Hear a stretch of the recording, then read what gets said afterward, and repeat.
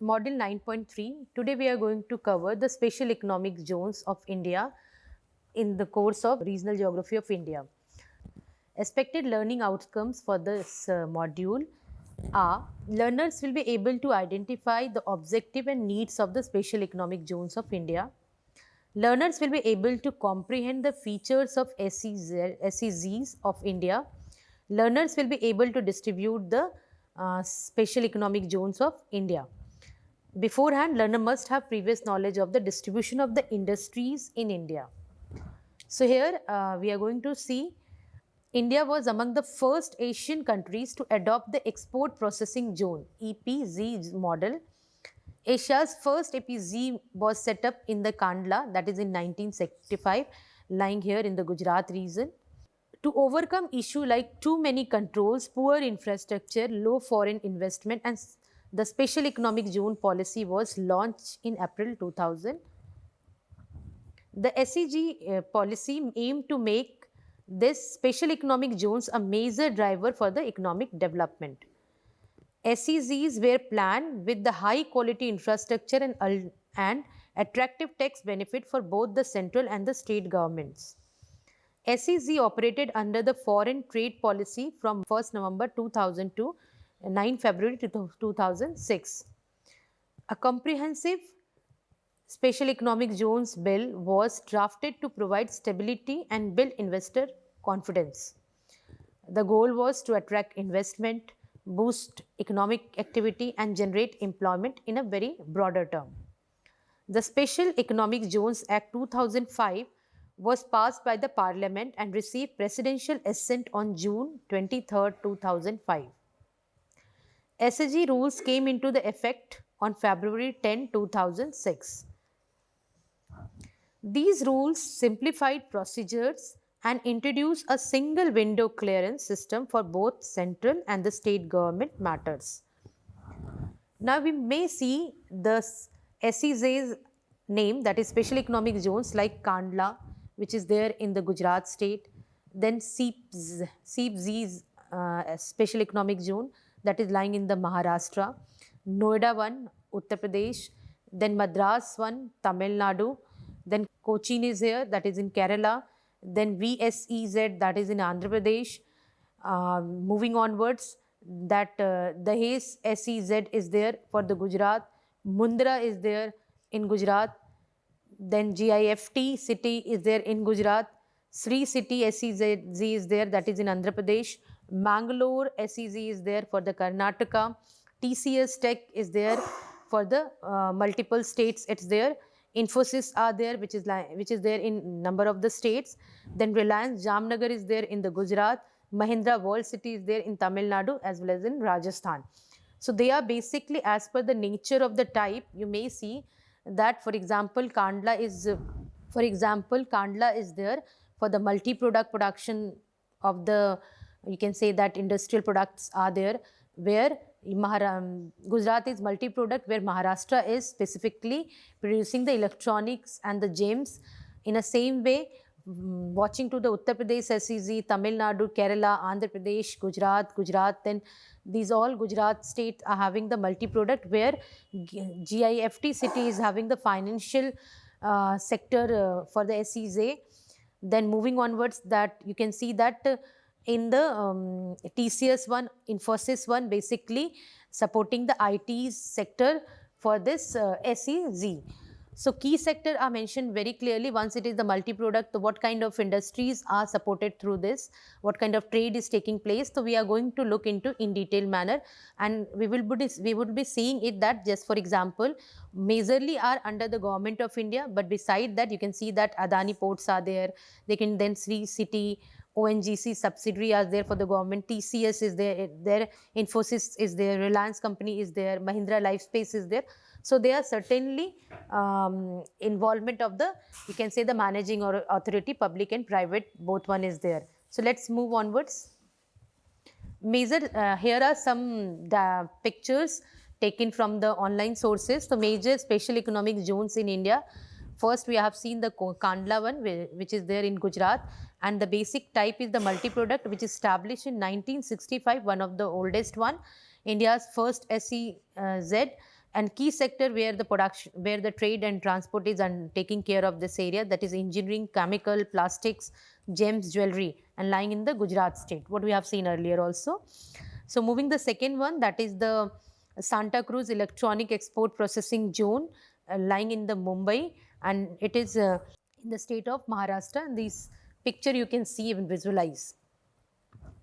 The third one we can see here, Noida in Uttar Pradesh, multi-product type is there, and the key sector is the ITs, electronic, textiles, and the state is key sectors are IT, electronic, textiles.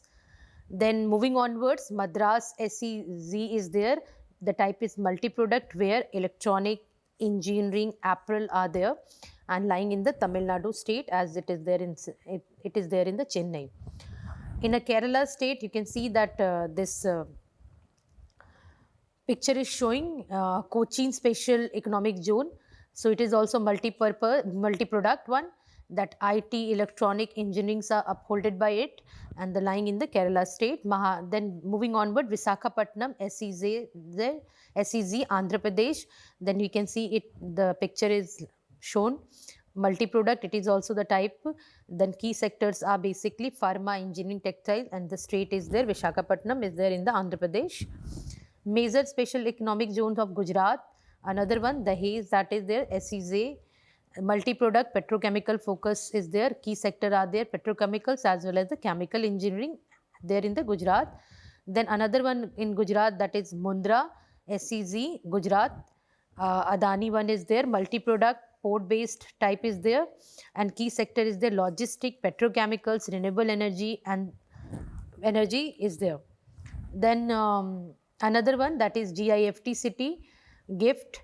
Here you can see that financial services sector is strongly established in this, and the sectors are banking, insurance, capital markets, fintech. Then state is already mentioned, and you can see that Andhra Pradesh state, Sri City, SEZ, multi-product, key sector is automobiles, electronic, FMCG is there. Then moving onwards, regarding the objective of what is the basic objective beside the broader, what deeper objectives are there for settling or making the special economic zones. So basically it is based objective, major objectives are here to increase overall economic activity in the country. SEZs promote rapid industrialization by encouraging the establishment of new industries and diversification into high value sectors such as ITs, biotechnology, electronics, then renewable energy. To boost the export of goods and services, this is the second motive of this zone. The foremost objective of this SEZs in India is to boost export of goods and services. These units are treated as foreign territory for trade operations, allowing duty-free import of raw materials and capital goods, thereby enhancing the export competitiveness. Next one, to attract more investment from both India as well as the abroad. Indian SEZs provide a single window clearance system, simplified custom procedures, and reduced regulatory controls. This improves the ease of the doing business and reduces the transaction cost. The next objective of this, to create more job opportunities simultaneously. The SEZs in India create large-scale employment opportunities, especially in manufacturing and services.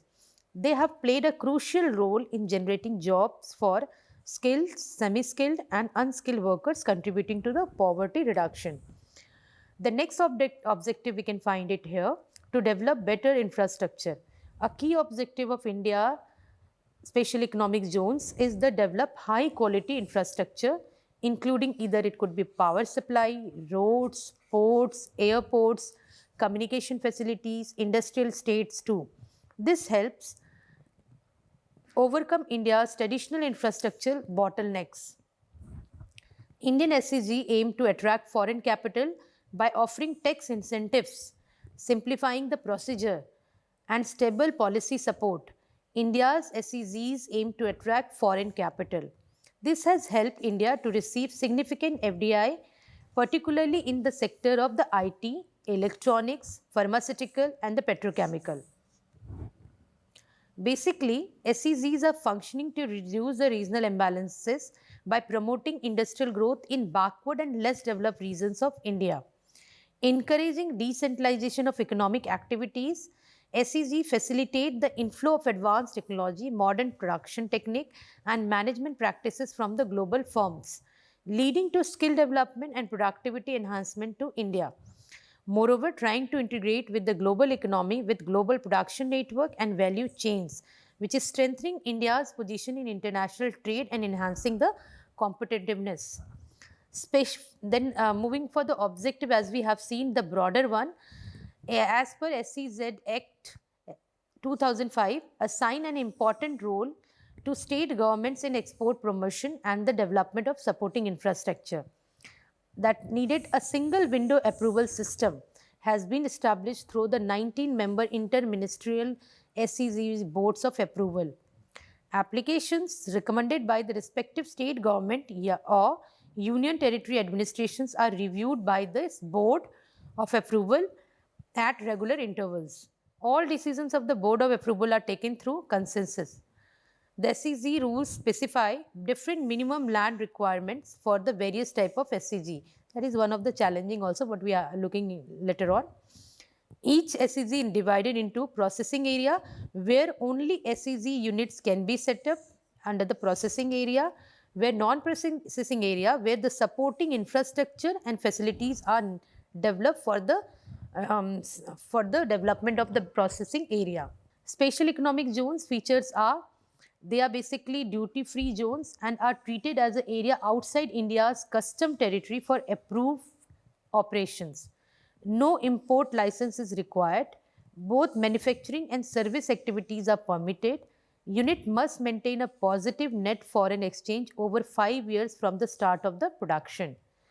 Goods are sold in the domestic market which will attract full custom duty and follow the current import rules. SEZ units are allowed to subcontract work freely. Export and import cargo is not routinely checked by the customs. SEZ developers, co-developers and unit receive various direct, indirect tax benefits under this Act 2005. As per the fact, we can see the November 30, 2021, the approval have been accorded to 425 proposal for setting up the SEZs in the country. So far, 376 SEZ are notified, out of which 268 are operational.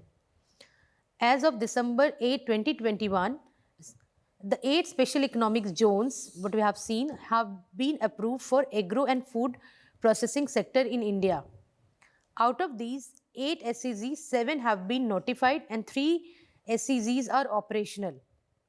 As per September 30, 2021, total employment generation was 25.60 lakh persons and the investment was there, that is 6,28,565.89 crore it has been made. And if you see the current trend, then you can find it there. 24-25 exports from SEZ crossed 14.5 lakh crore a year, that is from the previous one 7% more as per 2023-24. And the source of this data is SEZ India's official statistic as of dated 31st March 2025. You can see the fiscal year, what the way export from the SEZs are taking place. 2022, it was there almost 12.63 lakh crore. Then 2023 to 24, that was fiscal year, that is 13.55 lakh crore, and the 2024-25, as we have seen, that is 7% increase is there from the previous year, and it is previous fiscal year, that is 14.5 lakh crore. So this is the trend of the special economic zone as per the data derived. So with this, can conclude that special economic zone have played a significant role in India's post-liberalization economic development. SEZ have been particularly successful in IT's sector, electronic, pharmaceuticals, manufacturing sectors, and have emerged as important hub for the foreign direct investment and technology transfer.